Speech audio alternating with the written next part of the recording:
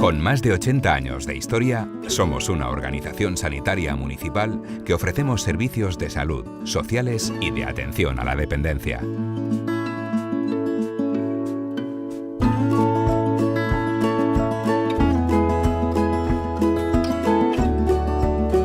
Centramos la atención en las personas y en su bienestar, desde los primeros días hasta el proceso de final de vida.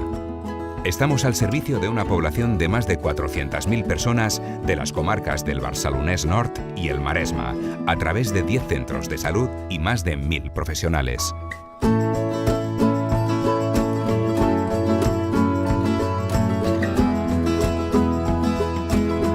Tenemos un único objetivo: promover, mantener y restablecer la salud individual y colectiva de las personas.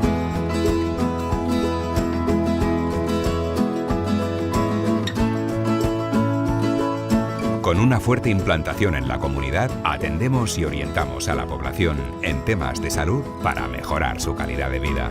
Y contamos con su participación y compromiso.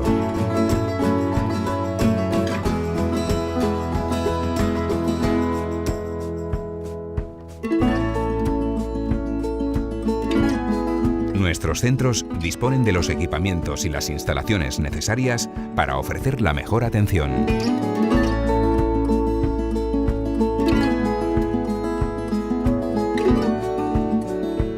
Disponemos de áreas pensadas especialmente para hospitalización de día y de corta duración.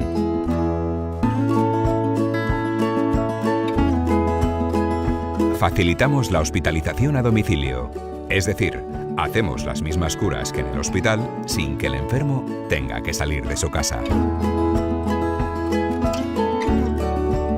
Somos pioneros en el uso de las nuevas tecnologías. Innovamos en programas de telemedicina que permiten mantener la autonomía de los pacientes en su hogar mientras siguen el tratamiento.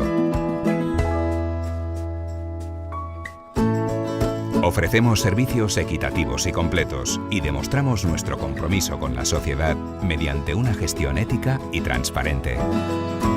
Somos una entidad con tradición y con proyecto por desarrollar.